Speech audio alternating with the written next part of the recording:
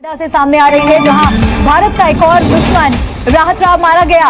राहत राव लंबे समय से खालिस्तानी आतंकियों की मदद कर रहा था, साथ ही साथ कई भारत विरोधी प्रदर्शन में भी ये शामिल था। राहत राव पाकिस्तानी खुफिया एजेंसी ISI के लिए भी जासूसी कर रहा था। Interesting thing that has happened is एक ISI का जो एक स्टूज टाइप था वो ठुक गया है कनाडा के अंदर बहुत बुरी तरह से। ये तो बहुत ही टेढ़ी खबर है और इसके अंदर किसी अज्ञात का काम है।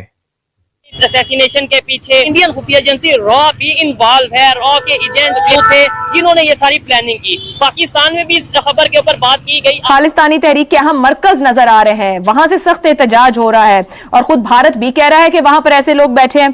क्या भारत के लिए मुमकिन रहेगा मजीद इसी तरीके से चलना, या जैसे शहजाद साहब कह रहे हैं कि बस ये कुछ अरसा होगा, जाहिर बात है माशी मफादात हैं, बात फिर पीछे रह जाएगी। तो ये कह रहे हैं कि वाकई पाकिस्तानी मीडिया में बताया जा रहा हो जी इंडिया थल्ले लग गया, इंडिया का बेड़ा गर्क हो गया, इंडिया में ओहो जी भारत का चेहरा बेनकाब हो गया। अगर इस तरह दिखाया जा रहा है तो अगेन ऑब्वियसली रियलिटी ऐसी नहीं है। US ने और UK ने और ऑस्ट्रेलिया ने कहा कि हम कंसर्न हैं। कंसर्न का मतलब ये है कि ये क्या हो रहा है, you can look at it from both sides. अभी सो राहत राव साहब एक हैं ये जिनका हो गया है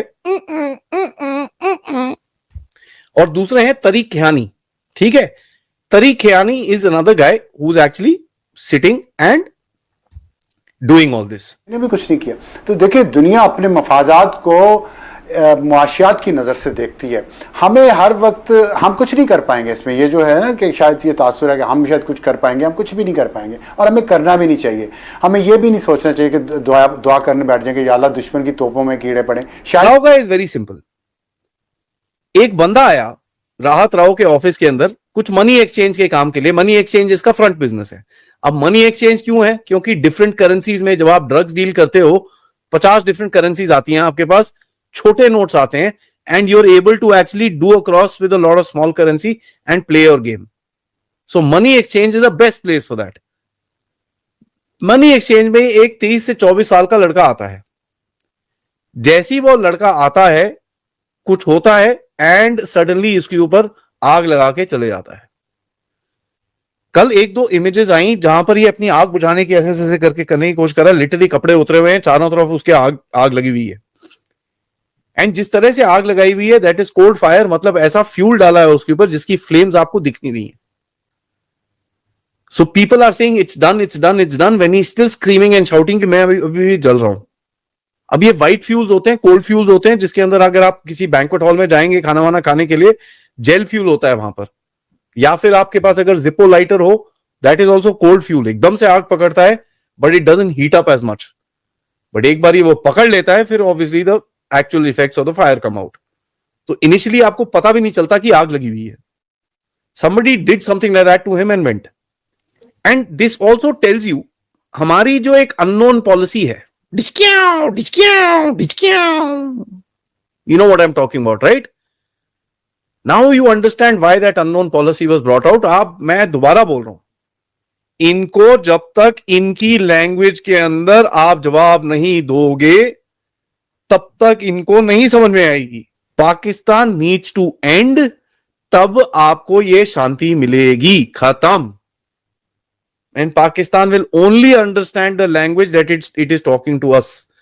जहां हमारे सोल्जर्स मरते हैं पाकिस्तान के सोल्जर्स भी मरने चाहिए। खत्म कहानी। मुझे नहीं फर्क पड़ता उसके बाद आप बॉर्डर में मारो, चाहे उसका जूता खराब हो, जूते से फिसल के। By the way that is what happened. यहां तक मैं आपको बता दूं, जब ये लाहौर में था पूरे जगह पे लाहौर में डेकोरेशन थी इसके नाम की।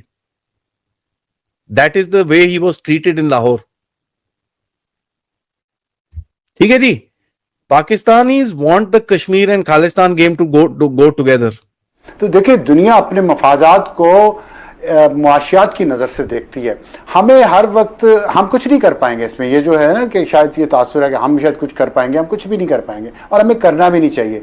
हमें ये भी नहीं सोचना चाहिए कि दुआ करने बैठ जाएंगे या अल्लाह दुश्मन की तोपों में कीड़े पड़े। शायद ये दुआ हमें सिर्फ करनी चाहिए और ये कर भी सकते हैं। इसके अलावा हम कुछ नहीं कर सकते और इसकी बुनियादी वजह यह है कि हम अपने दुश्मन खुद हैं, वरना आज ये मौका बुरा नहीं था जो आज इस वक्त इंडिया के ऊपर आया। लेकिन दुनिया इंडिया को एक बहुत बड़ी मार्केट के तौर पे देखती है।